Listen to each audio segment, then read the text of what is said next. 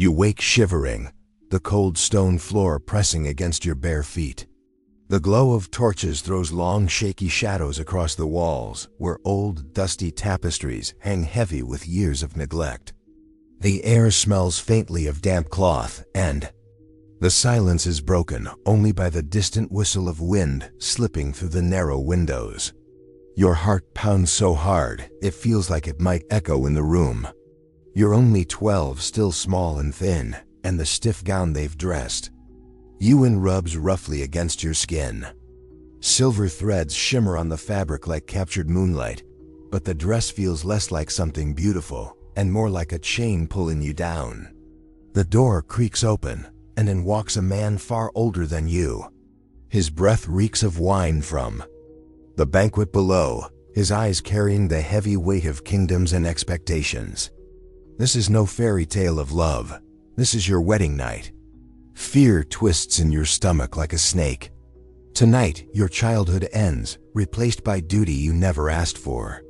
Your body is expected to seal alliances, to carry heirs not yet born. And failure is not an option. Failure means shame, rejection, or worse, the pain of childbirth that could take your life before dawn arrives. Before we step deeper into these hidden stories of pain and endurance, I'd love to invite you to join this journey with me. If you enjoy uncovering the forgotten truths of history, tap the like button and subscribe for more. And tell me in the comments where you're listening from. I'm always amazed at how people from every corner of the world are connected here, sharing the same curiosity about the past.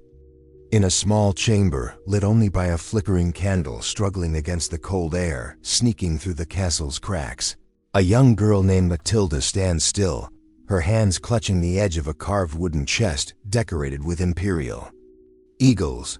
She was born around 1102 in the royal court of England, and from the very beginning, she knew her life would never truly be her own. To her father, King Henry, the first ruler of lands stretching from the foggy shores of Normandy to the wild hills of Wales, she wasn't just a daughter. She was a bargaining piece in a dangerous game of power. By the year 1109, when Matilda was only 7, messengers from the Holy Roman Empire arrived. They carried an offer from Emperor Henry V, a hardened man in his 20s who had fought wars and wanted to tie his vast lands to England through marriage. On April 10, 1110, the deal was sealed in Utrecht. Little Matilda was sent across the Channel to Germany, a strange land of endless forests, towering cathedrals, and the ringing sound of blacksmiths hammering weapons for never-ending wars. Placed under the care of Archbishop Bruno of Trier, she quickly learned the rough sounds of the German language, the strict manners of the imperial court, and the crushing weight of the crown she would one day wear. But under all the lessons, prayers, and silks, a quiet fear grew inside her. How could a child understand what it meant to be a wife? How could she prepare for the loss of her innocence in a chamber where even the marriage bed was not private, where strangers hid behind curtains to make sure the vows were carried out? Her wedding took place on January 7, 1114. Inside the Grand Cathedral of Mainz, the building soared high above her, built to reflect the pride of the men arranging her future. Matilda, now 12, walked slowly down the long aisle. She wore a gown of crimson velvet, stitched with gold so heavy it rubbed and pinched her skin. Her veil floated lightly over her face, but it couldn't hide her from the sharp stares of nobles gathered from across the empire. The thick smoke of incense hung in the air as she spoke vows in Latin words she knew but couldn't fully understand. Henry V, tall and battle-scarred, took her hand in his. His grip was firm, claiming her as his possession more than as his partner. Outside, bells rang across the Rhine Valley, carrying the sound of her fate to the world. Afterward, the celebration spilled into the imperial palace, filled with roasted meat, spiced wine, and laughter that tried, but failed, to cover the uneasy truth. That night, inside a chamber decorated with tapestries showing battles and kings long gone, the truth of her new life became painfully clear. Servants quietly stripped the bed, leaving it bare in preparation for the ritual meant to prove her innocence and his. Strength, the cruel tradition of an age obsessed with heirs. Matilda's heart raced, her breathing short and sharp, goosebumps rising on her arms from the cold. The emperor stepped forward, his breath thick with wine, moving with the confidence of a man who had always been obeyed. History does not record whether she cried or begged for mercy, but it is easy to imagine the fear in her young eyes. She was only 12, a child, forced to give herself to a man twice her age, her body far too young for what was expected of her. To the empire, this night sealed an alliance. To Matilda, it was the end of childhood, a scar that would never fade. Years passed. When Henry V died without children on May 23, 1125, in Utrecht, Matilda was left a widow at just 23. Their marriage had brought no heirs, perhaps because she was too young at the start, or because his body, worn down by endless wars, could not give them. She returned to her father's court in Normandy with the empty title of Empress, a crown that felt more like a burden than an honor. Courtiers whispered about her childlessness, some calling it a curse. Their gossip only fueled her determination in the battle she would later fight for England's throne. But in those early years, lying awake on silk sheets, she carried a quiet terror, the fear not only of pain, but of failing to give sons to a world that demanded them. It was a shadow she could never escape. Far away, in the sun-drenched lands of Aquitaine, another young girl faced a similar fate. There, where the air smelled of lavender and the salty sea breeze drifted from the Atlantic, Eleanor was born around 1122 in the splendid court of Poitiers. When her father died in 1137, she inherited one of Europe's richest duchies. At just 15, with reddish gold hair that shimmered like autumn leaves and sharp, confident eyes, she became the most sought-after bride in Christendom. Her lands stretched from the Pyrenees Mountains to the Loire River, making her a prize too valuable to leave unclaimed. On his deathbed, King Louis VI of France arranged her marriage to his son, the young Louis VII, hoping to join Aquitaine's wealth with the French crown. Their wedding was rushed. On July 25, 1137, inside the Grand Cathedral of Saint André in Bordeaux, the union was sealed. The summer heat filled the church, mingling with the sweet scent of beeswax candles and fresh rushes scattered on the stone floor. Eleanor, dressed in deep blue silk embroidered with the golden lions of her house, walked proudly down the aisle. At the altar, Louis, 17 and pale from years of strict religious training, looked more like a monk than a king. His hands trembled as he slipped the ring onto her finger. After the vows, a lavish feast followed, with roasted peacocks, wine, and the songs of troubadours filling the hall. But Eleanor's thoughts drifted to the chamber that awaited her, the canopied bed that symbolized duty more than love. As dusk fell over the Garonne River, attendants led the couple to their room. Priests blessed the bed, while nobles raised goblets of spiced wine, toasting their hopes for heirs. Eleanor's heart beat fast beneath her thin linen shift, the fabric clinging to her skin in the heavy summer air. Louis, awkward and hesitant, approached with the unease of a man torn between faith and the flesh. Chroniclers later hinted that he struggled with the act itself, weighed down by the belief that pleasure was sinful. That left Eleanor to face the night with a mix of nervousness and curiosity, knowing her worth as queen depended on sons she had yet to bear. For years, their union brought only daughters, Marie in 1145 and Alex in 1150. Louis grew restless, while Eleanor's frustrations boiled under the surface. Whispers filled the French court. Her fiery spirit clashed with his piety, their differences as clear as fire and water. Eleanor loved poetry and hunting, while her husband preferred fasting and prayer, a clash that made their differences impossible to ignore. During the Second Crusade, between 1147 and 1149, tensions erupted in Antioch. where whispers circulated about a rumored affair with her uncle Raymond, though no proof was ever found.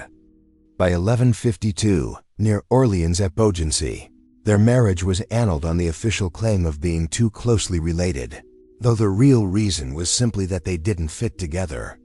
At 30, Eleanor emerged from the end of that union stronger, turning her fear into determination. Just weeks later, on May 18, 1152, she married Henry II of England in Poitiers. This marriage would bless her with 8 children and help shape the Angevin Empire. Yet on that first night in Bordeaux, the terror was raw, the fear of a stranger's touch, the crushing expectation to produce heirs, and the ever-present danger of childbirth, where fever and bleeding could kill as easily as a sword on the battlefield. Eleanor's courage would define her as Queen of France and then England, but that early fear left a quiet shadow over her legendary strength. Far to the north, along the foggy coasts of Flanders, a different story unfolded, one of defiance amid the hum of looms weaving the region's famous cloth. Matilda, born around 1031 to Count Baldwin V of Flanders and Isabella of France, grew up surrounded by the smells of sea salt and freshly dyed wool in a busy court full of merchants and diplomats. In her late teens, she caught the attention of William, Duke of Normandy, a bastard son who had clawed his way to power through sheer force. Stories later told that she rejected him at first, declaring she would marry no illegitimate man, only to be dragged through muddy streets by her hair until she relented. Historians now think this was exaggerated, likely Norman propaganda, but the drama of their engagement was real. Around 1049, their betrothal drew the Pope's attention because they were distant cousins, violating church rules meant to prevent closely related marriages. Pope Leo IX forbade the match at the Council of Reims, forcing a long delay that tested William's patience. By the time Matilda was 20, she waited in her chambers in Bruges, scented with lavender to soothe her nerves, listening to whispers of her fiancé's fierce temper and the looming threat of excommunication, a spiritual death in a world obsessed with salvation. The wedding finally took place in 1051, likely in a quiet chapel in Normandy overlooking churning waters. That night, in a hall warmed by the crackle of oak logs, Matilda experienced the realities of marital life. Her soft Flemish linen gown offered little comfort against the harshness of her new role, while William's calloused hands reminded her of the warrior he was. Fear wasn't of violence, but of the unknown. Would the Pope's curse make their children illegitimate, dooming their dynasty? To appease the church, they founded 2 abbeys, Vinnes and Abbatiello d'Armes, securing a papal dispensation from Nicholas II in 1059. Matilda went on to have 9 or 10 children, including William Rufus and Henry I, her fertility a triumph over the initial anxieties of her youth. As Duchess and later Queen after the conquest of England in 1066, she ruled Normandy during William's absences, her seal on charters symbolizing her authority. Yet the unease of that first wedding night echoed throughout her life, from disputes over their son Robert Curthos to other family and political struggles. In her final days at Cannes in 1083, she reflected on her past and confessed her fears and doubts, leaving William grief-stricken when she passed away on November 2nd. He would follow 4 years later, shifting eastward to the glittering halls of Paris, where the Seine lapped against stone quays scented with spices from faraway lands. A new story began around 1295. Isabella, daughter of King Philip IV of France and Joan I of Navarre, entered the world, destined for her own chapters of ambition and intrigue. Isabella grew up surrounded by the splendor of the Louvre, where the gardens burst into color each spring and the halls echoed with the music of minstrels and the shuffle of courtiers' feet. She embodied the elegance and intelligence of the Côte Capetian line, fair-haired and sharp-minded, clearly destined to play a role in shaping kingdoms. By 1307, negotiations had decided her future. She was to marry Edward II of England, a union meant to repair tensions over Gascony, England's last stronghold in France after Philip's expansionist policies. At just 12 years old, Isabella crossed the treacherous winter seas in January 1308, her small ship groaning against icy waves, finally reaching Boulogne-sur-Mer. On January 25th, the cathedral doors opened to welcome the wedding, the air thick with incense and the glint of armored knights. Isabella wore a silver gown of delicate tissue, veiled in gauze, while Edward, 23, tall and handsome, stood beside her, his features softened by a love of arts and theater. But the joy of the day was swiftly poisoned. At the wedding banquet, Edward lavished gifts not on his new bride, but on his favorite, Piers Gaveston, seating the Gascon knight beside him while Isabella sat silently, her uncles simmering with anger at the insult. That night, in a chamber warmed by the glow of charcoal braziers, Isabella faced the cold draft against her skin, the weight of Edward's distant gaze, and the tension that filled the air as her attendants performed the bedding ritual with careful precision, drawing curtains around the four-poster bed while priests murmured blessings. Her fear was sharp and immediate, the fear of a stranger's embrace, the uncertainty of the life that awaited her, the pressure to produce heirs in a court that measured a woman's worth by sons, and the constant scrutiny of every move she made. Chroniclers hinted that Edward's obsession with Gaveston left the marriage unconsummated or at least unfulfilling on that first night. And over the following years, political whispers and her lack of immediate heirs made her position even more precarious. Children eventually came, Edward III in 1312, followed by 3 more, but resentment simmered beneath the surface. In 1325, Isabella was sent to France to negotiate peace, but she refused to return, fearing the growing power of Edward's new favorites and the risk of assassination. Partnering with Roger Mortimer, she returned to England in 1326 with an army, deposed Edward II, and ruled as regent until her son assumed the throne in 1330. Her later years at Castle, rising in Norfolk, were quieter, but the humiliation and fear of her wedding night lingered, shaping a queen who had transformed personal trauma into political power, learning to navigate a world of betrayal and ambition with careful cunning.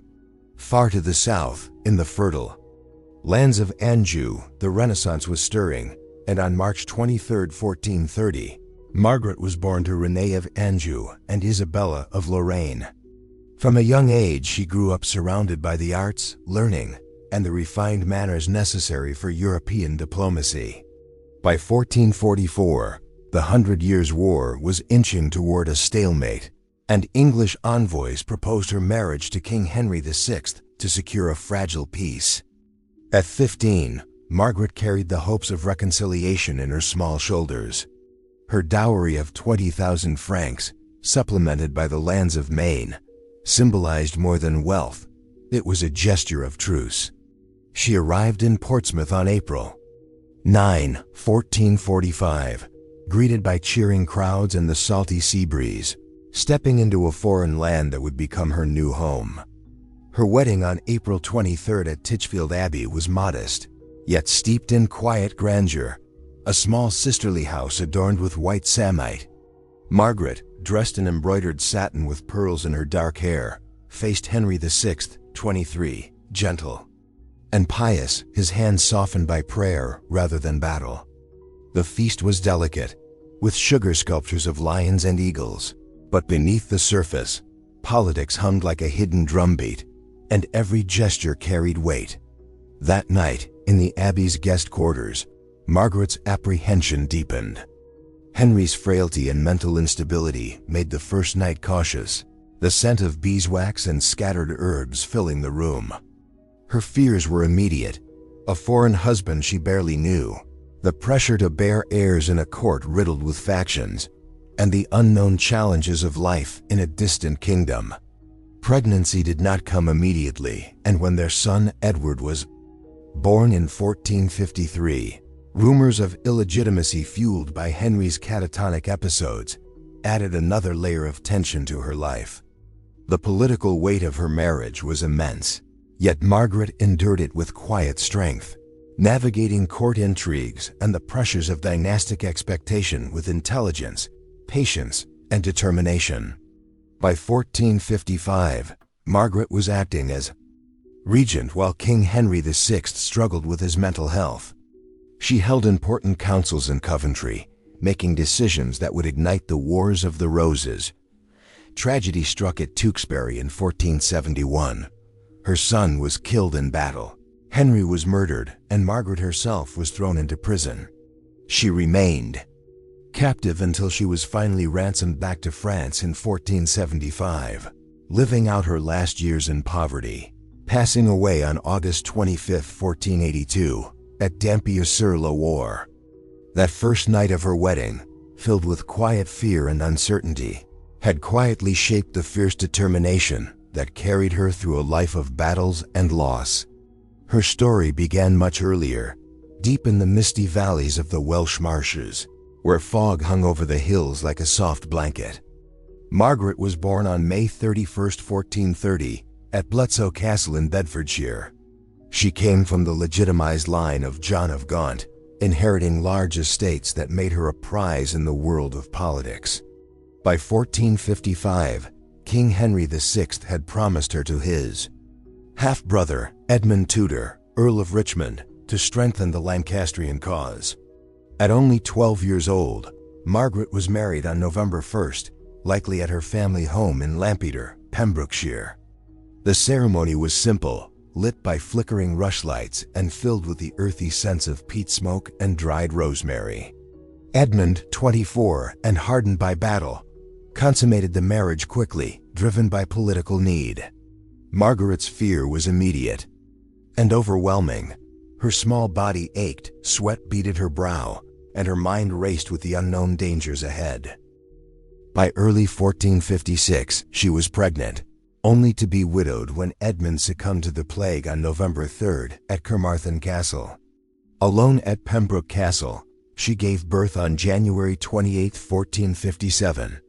At just 13, the labor left her body permanently scarred, preventing her from having more children naturally.